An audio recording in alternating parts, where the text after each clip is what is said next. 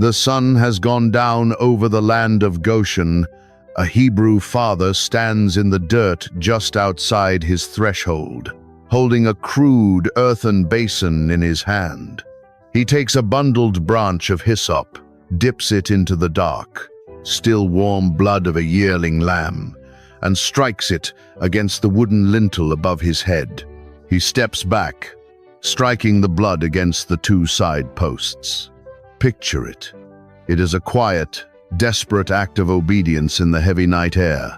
But the reason for this ritual hides a paradox the English text lets you glide right past. We are told the Lord is coming to judge the gods of Egypt. Yet an omniscient God does not need a red smear on a piece of wood to tell him where his people are sleeping. An all-knowing creator does not require a beacon to find a Hebrew slave in the dark. Sit with that. The blood is not a sign for God to identify the house, but a literal, physical barricade to hold back something terrifying that has been unleashed in the streets. Listen to the exact phrasing of Exodus chapter 12, verse 23 inches, the King James. For the Lord will pass through to smite the Egyptians, and when he seeth the blood upon the lintel and on the two side posts, the Lord will pass over the door, and will not suffer the destroyer to come in unto your houses to smite you. Read that again.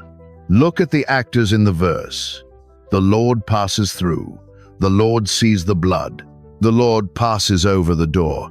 And then a sudden, jarring shift in the text. The Lord will not suffer. He will not permit the destroyer to come in.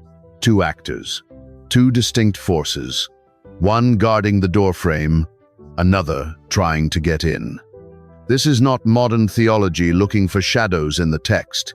The ancient Jewish world understood this chapter exactly as it was written, as a record of cosmic warfare. We see this in the Wisdom of Solomon, an ancient Jewish writing preserved in the Greek Septuagint, read by the generations before Christ. When the Wisdom of Solomon recounts this night, it does not describe a passive, invisible disease. It describes the midnight hour as a sudden, violent invasion.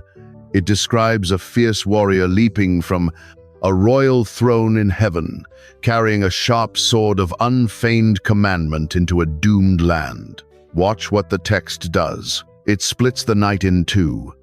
Inside the house, the blood is drying on the wood. The family is locked in, shoes on their feet, staffs in their hands, eating roasted meat in breathless silence. The command from Moses was absolute. Let no man go out the door of his house until the morning. They are not hiding from Pharaoh. They are hiding from the midnight strike. Same dirt streets, same night, two entirely different realities. We have read the word Passover our whole lives. We assume it means to simply step over, to bypass a house and move on to the next one. But the English translation is hiding a much older, much fiercer Hebrew action. The word Moses, wrote down, does not mean to walk past a house. It means to stand ground and fight. At its threshold. What exactly did the Lord do when he saw the blood on the wood? The hyssop branch is tossed aside in the dirt, its work finished. The lamb's blood is beginning to dry, turning dark brown against the coarse grain of the wood. Inside the mud brick homes of Goshen, families stand around the roasting fire, sandals laced tight, waiting for the event Moses named the Lord's Passover. Exodus chapter 12, verse 13 inches, the King James anchors the promise. And when I see the blood, I will pass over you, and the plague shall not be upon you to destroy you when I smite the land of Egypt. We hear that English phrase and we visualize a quiet evasion. We imagine a terrifying force, walking the streets, seeing a red mark, and simply skipping down to the next house, like a tax collector checking a ledger. Stop right there. That is a modern, sterilized reading. The English translators handed us Passover, and in doing so, they flattened one of the most fierce, protective verbs in the ancient world. Turn the English back into the Hebrew. Moses wrote, and the root word is pasach, to understand. What pasach actually means on the ground, you have to pull a second verse from another book of the Bible that echoes the primary text. Listen to Isaiah chapter 31, verse 5, written centuries after the Egyptian sand cooled. The prophet describes how God will protect the city of Jerusalem. As birds flying, so will the Lord of hosts defend Jerusalem. Defending also he will deliver it, and passing over he will preserve it. Read that again. A mother bird does not step over her nest when a predator approaches. She hovers over it. She spreads her wings wide, creating a physical canopy, and puts her own body between the threat and the fragile life underneath. Same word, same combat. When Exodus says the Lord will pasach the door, it does not mean he will walk past it and leave the family alone. It means he will stand in the doorway. He will hover over that blood-stained lintel like a bird of prey defending its young, catching the brunt of the strike so the people inside do not feel the blow. Watch what the text does. It changes the Passover from a quiet exemption into an active, violent interception. The Lord is not checking houses off a list. He is physically blocking a breach. The blood on the wood is not a beacon telling God where to go. The blood is the perimeter line telling God where to stand and fight. Picture it. Moses warned every father not to cross the threshold until the morning sun broke. To step outside was to step out from under the shielding wings of the Almighty. It was to step directly into the path of something heavy and lethal, moving through the night air. One house, one doorway, one shield. But the Lord is holding the line at the lintel against an entity the text is about to name. What exactly was walking the streets of Egypt that required the creator of the universe to personally block the doorframe? The shadow moves through the black streets of Memphis and Thebes. Midnight is no longer just a time on a clock.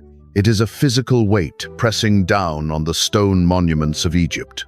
The Hebrew families are crouched behind their wooden doors, listening to the wind, listening to the silence, and then, perhaps, listening to something else entirely. Exodus chapter 12, verse 23 inches, the King James locks in the terrifying reality of what is walking outside. And when he seeth the blood upon the lintel and on the two side posts, the Lord will pass over the door, and will not suffer the destroyer to come in unto your houses to smite you. Stop right there. Look closely at the noun at the end of that verse. The English reads the destroyer, not a disease, not a virus, not a natural pestilence drifting on the night wind. A specific, named entity. Turn the English back into the Hebrew. The word is hamashkit, the ruin, the spoiler, the one who annihilates. This is a title, an active agent of death. We have always collapsed the events of this night into a single action, assuming the Lord himself stepped into every Egyptian bedroom to execute the firstborn. But the text refuses to let us do that. The verse splits the event between two forces. The Lord is the one checking the doorframe. The mashkit is the one trying to get in. Sit with that. The Lord passes through the land. He sees the blood smeared on the lintel. He stands as the shield at the threshold, hovering over the house. And because he holds the boundary, he will not suffer. He will not permit Hamashkit to cross the wood. God commands the judgment, but the mashkit executes it. The destroyer is an unleashed hound, a weapon drawn from its sheath, moving with terrifying speed through the darkness of Goshen and out into the vast Egyptian empire. Where there is no blood, there is no shield. Where there is no shield, the mashkit enters. To understand how literal this entity is, you have to look at how this same Hebrew word behaves later in the Bible. Centuries after the Egyptian sand cooled, King David will number the people of Israel, bringing a plague upon his own land. 1 Chronicles chapter 21, verse 15 inches. The King James records the scene. And God sent an angel unto Jerusalem to destroy it. And as he was destroying, the Lord beheld. And he repented him of the evil, and said to the angel that destroyed, It is enough, stay now thine hand. Same word, same combat. The angel that destroyed, Hamashkit. In Jerusalem, David actually looks up and sees this entity standing between the earth and the heaven, having a drawn sword in his hand, stretched out over the city, reading, not inventing. The destroyer does not knock. It does not negotiate. It only recognizes the authority of the blood on the wood, or the voice of the Lord commanding it to sheath its blade. Picture it. The door frames without the hyssop mark are completely exposed. The families sleeping inside them have no canopy, no barrier, no hovering presence to catch the blow. The canonical text leaves the destroyer in the shadows, a dark outline moving through the streets of Exodus. Yet the ancient world did not leave it there. They gave this entity a face, a sword, and an origin. What did the ancient Jewish scribes see leaping from the heavens when midnight finally struck? The stars turned slowly over the black waters of the Nile. A dog barks in the distance, then falls dead silent. The heavy stone palaces of Memphis are completely still, the torches burning low in the corridors of power. It is exactly midnight.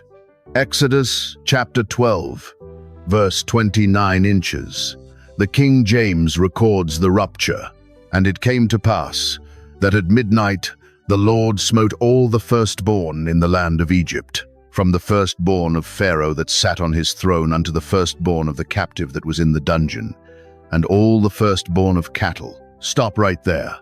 The canonical text gives us the raw, staggering fact of the strike.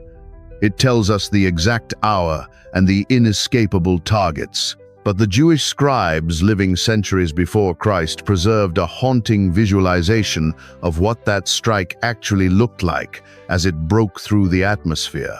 The Wisdom of Solomon, an ancient Jewish writing held in the Greek Septuagint, pulls the camera back from the blood-stained doorways of Goshen and tilts it up toward the black sky. Listen to how chapter 18 describes the breaking of the midnight silence. For while all things were in quiet silence, and that night was in the midst of her swift course, thine almighty word leaped down from heaven, out of thy royal throne, as a fierce man of war, into the midst of a land of destruction. Read that again. It does not describe a mist creeping under a door. It does not describe a contagious plague riding on the wind. It describes a fierce man of war leaping from a royal throne, a celestial warrior hitting the dirt of Egypt. The Greek text says, this entity brought an unfeigned commandment as a sharp sword. It was not acting on its own malice. It was executing a righteous, terrifying decree. Watch what the text does. The Wisdom of Solomon says this entity stood and filled all things with death. It says it touched the heaven while its feet stood upon the earth. A towering, lethal force executing the judgment of the Almighty with absolute precision. The scale is incomprehensible. This is not a human soldier. This is a weapon forged in the throne room of God, unleashed into the physical world. I hold this as their telling, not as proven fact, but I offer it to show you how the ancient world understood the sheer terror of Hamashkit. They did not view the Passover as a medical anomaly or a tragic coincidence of nature. They viewed it as a military invasion from the spiritual realm. We assume angels are soft, glowing messengers meant to comfort us. The ancient scribes knew the angels of judgment were ruthless, overwhelming forces that could dismantle an empire in a single hour. Where the hyssop struck the lintel, the Lord blocked the blade. Where the wood was bare, the sword fell. Picture it. The blade is drawn. The command is unfeigned. The entity moves from the deepest mud brick dungeon to the gilded bedroom of Pharaoh without a single physical wall slowing its pace, Only the wood marked with the blood of the Lamb repels it, because the Lord himself is hovering over those frames. A towering warrior with a sword fills the ancient imagination of this night. But the Jewish tradition did not stop there. Another text, kept whole by another tradition entirely, names a much darker prince operating in the shadows of Egypt, who was waiting for the blood to dry. The roasting fire in the center of the Hebrew home has burned down to red embers. The family stands in the dim light, gripping their wooden staffs. Outside, the air is thick with a malice that the physical mud brick walls cannot keep out. Exodus chapter 12, verse 12 inches, the King James lays down the true scope of the night. For I will pass through the land of Egypt this night, and will smite all the firstborn in the land of Egypt, both man and beast. And against all the gods of Egypt I will execute judgment. I am the Lord. Stop right there. Against all the gods of Egypt. This is not just a culling of men. This is a spiritual dismantling. The canonical text tells us the Lord executed the judgment and the destroyer carried the sword. But an older Jewish text names the dark prince who thrived in the middle of that slaughter. The Book of Jubilees, called by the early church the Little Genesis, was kept whole for centuries inside the Ethiopian Bible. Jubilees chapter 49 looks at the exact same night and names the entity leading the dark forces through the streets. It calls him Mastema. The name Mastema translates directly to hostility or animosity. He is the Prince of Hostility, a satanic figure in ancient Jewish thought. Jubilees records that on this night, the Lord let the powers of Mastema loose upon the Egyptians to execute the ruin, but gave them an absolute, unbreakable boundary. Listen to the ancient record. And the powers of Mastema had been let loose to slay all the firstborn in the land of Egypt. And this is the sign which the Lord gave them. Into every house on the lintels of which they saw the blood of a year-old lamb, into that house they should not enter to slay. I offer it as that, one tradition's record. But watch how perfectly it locks into the King James text. The Lord uses the forces of darkness to consume a kingdom of darkness. Mastema and his legion are unleashed to ravage an empire that worshipped demons. But when they approach the homes in Goshen, they find the creator of the universe hovering at the threshold. Same dirt, same night. The blood on the wood does not just block a rogue angel, it holds back the Prince of Hostility himself. The destroyer, the powers of Mastema, the fierce man of war, whatever form the terror took. It hit a physical wall of blood and could not cross. It could only turn back toward the unprotected houses of the Egyptians. Picture it. The entity turns away from the hyssop stain. It moves into the sprawling estates of the Egyptian nobility. It moves into the barracks of the military. And it moves into the towering temples of Ra, Osiris, and Anubis. The gods of Egypt were utterly defenseless against it. Exodus said the judgment was against the gods themselves. But how does a sword strike a god made of stone? The shadow retreats from the blood-marked lintel, but it does not leave the country. It turns its fury toward the massive, silent temples lining the Nile. What actually happened to the physical idols of Egypt when the midnight hour broke? Deep inside the limestone sanctuaries of Memphis, the incense has burned down to white ash.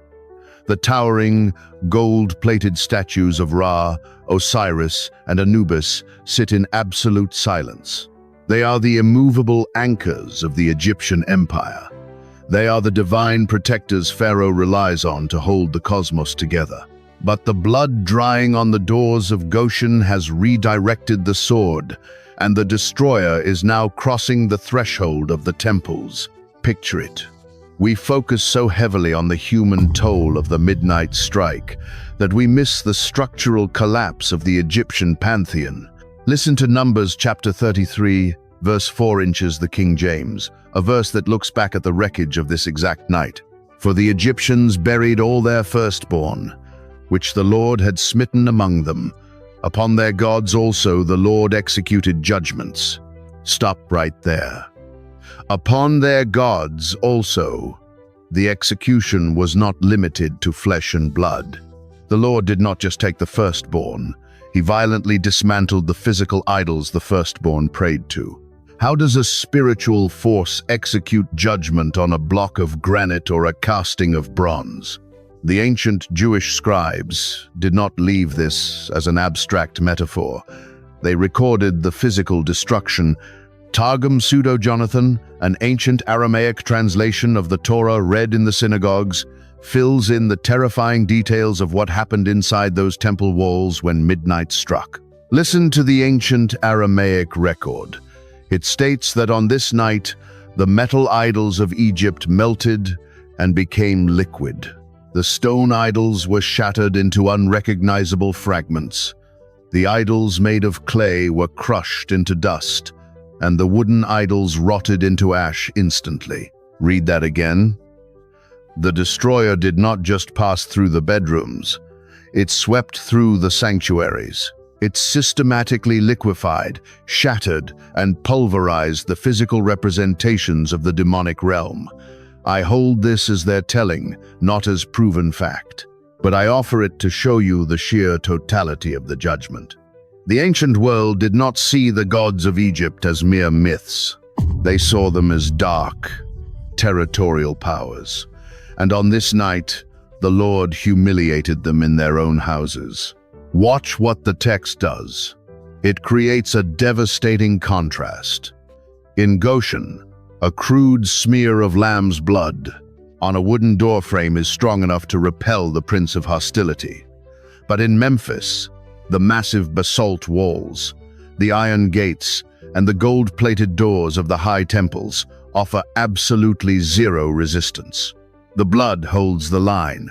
The stone shatters. Same night, same sword, two entirely different thresholds. The priests of Anubis wake. In the dark, to find their god reduced to dust on the sanctuary floor. The protectors of the empire have been liquefied. The spiritual defense of Egypt has been snapped in half, leaving the people completely exposed to the terror moving through the streets. The idols are broken, the firstborn are breathing their last, and the terrible silence of the midnight hour is about to end. Because the strike has finally reached the gilded bedroom of the man, who believed he was a god himself. What sound tore through the palace and broke an empire in half? The heavy linen curtains of the royal bedchamber hang completely still. The cold stone floor of the palace offers no warmth. The man who claims to be the living incarnation of the sun god wakes in the absolute dark. He does not wake to the sound of an invading army at his gates. He wakes to something far more terrifying, a sound tearing through the halls of his own house. Exodus chapter 12, verse 30 inches, the King James records the collapse. And Pharaoh rose up in the night, he and all his servants and all the Egyptians, and there was a great cry in Egypt, for there was not a house where there was not one dead. Stop right there. A great cry. The English translation gives us a picture of widespread grief, but the Hebrew gives us an echo that stretches back 4 centuries. The word Moses writes down for this wailing is tseakah. It is not a quiet weeping. It is the primal, throat-tearing shriek of the utterly crushed. Look at where this exact word appears earlier in the book. Go back to the burning bush. Exodus chapter 3, verse 7 inches, the King James. The Lord speaks to Moses from the fire. I have surely seen the affliction of my people which are in Egypt, and have heard their cry by reason of their taskmasters. Same word. Tzazaka. For 400 years, the Hebrew slaves screamed the tzazaka under the whip of the taskmasters, under the crushing weight of the mud bricks. The empire built its wealth on that scream. Now, at midnight, the Lord takes the scream of the oppressed and forces it into the throat of the oppressor. Sit with that. The wailing starts in the deepest dungeon and rolls up to the highest estate. It is a tidal wave of sound traveling across the Nile. Pharaoh stands over his own firstborn, the heir to the dynasty, dead in his bed. The king of Egypt realizes, in one violent instant, that he is not a god, he is a mortal man. Completely defenseless against the sword of Hamashkit, the palace doors were carved with protective hieroglyphs, reinforced with bronze, and guarded by elite soldiers. But they had no blood on the lintel. And without the blood, the wood was completely bare. Without the hyssop mark, the Creator did not hover over the threshold, and the fierce man of war walked right in. Picture it. On one side of the Nile, a pagan nation is screaming in the dark. On the other side, in the dirt streets of Goshen, there is breathless, terrifying silence. The Hebrew families are still standing around the ashes of their roasting fires, staff in hand, listening to the Tzedakah echo across the water. They are untouched. The plague did not come upon them to destroy them. They know the only difference between their mud brick hut and the gilded palace is the crude red stain on the wood above their heads. The scream in the Egyptian darkness broke the chains of slavery forever. But the actual victory did not happen in Pharaoh's bedroom. It happened hours earlier, at the doorway, with a basin and a branch. When the sun finally rises over the shattered empire, what does the dried blood on the doorframe actually demand of the people walking out from under it? The command was absolute. Let no man go out the door of his house until the morning. Now, the morning has come. The Hebrew father pushes open the heavy wooden door and steps into the cool gray dawn. The crude earthen basin sits empty in the dirt. The hyssop branch lies dried and discarded exactly where he dropped it. Look up at the lintel and the two side posts. You have read this scene 100 times. You have pictured a quiet, passing plague drifting silently over the roofs. But this morning, you have a name for the entity that walked the streets. You know about the fierce man of war leaping from the heavens, the dark prince Mastema, and the shattered stone idols of Ra and Anubis. And that dark brown stain on the wood is no longer just an identification marker. It is the front line of a battlefield. It is the scar of a cosmic collision. Picture it. The sun is rising over an empire that has been utterly dismantled in a single night. The heavy stone gods of Memphis are pulverized dust on their sanctuary floors. The golden chariots sit idle. Pharaoh, the living god, is a broken, weeping mortal man surrounded by the Tzedakah, the great, unending scream of a ruined nation. But here in the dirt streets of Goshen, the mud brick houses are totally untouched. The families walk out unharmed. Sit with that. The mystery of Exodus 12 is finally unsealed. The blood was never a beacon to help an omniscient God find his people in the dark. The blood was the physical perimeter where the creator of the universe planted his feet. When the Mashkit the destroyer swept through the night air, when the powers of hostility moved to cross the threshold, the Lord Passover, he hovered over that wood like a mother bird spreading her wings against a predator. The sword fell, the dark forces pressed in, and the Almighty caught the brunt of the blow, so the family inside never even felt the strike. I hold this as one reading, not the final word. But if you read the Hebrew, if you read the ancient Jewish scribes who kept the memory of this night alive in Jubilees and the Targums, the Passover was never a quiet exemption. It was a violent, active interception. We now understand why the blood had to be physically struck onto the wood. It was the boundary line of a shield. It solved the immediate terror of the midnight hour. But the ancient texts do not say the destroyer was destroyed. They do not say the prince of hostility was unmade or the celestial sword was broken. They only say the entity was forced to pass by the blood. The sword was merely sheathed, turned away, and the ruin retreated back into the shadows of the ancient world. The desert is still holding the rest of that mystery. The dark forces that ravaged Egypt are still waiting in the margins of our Bible, moving through the unseen realm, looking for a doorway where the wood is bare. If you made it to the exact end of this mystery, comment the word "watched" below so I know who is walking this out with me. Subscribe to the channel, because there are more lost words hiding inside our canonical text, waiting to be pulled out of the dirt. And send this script to one specific person who loves the Exodus story but has never heard what was actually fighting at the threshold that night. The blood does not just mark where you sleep, it dictates what is allowed to reach you.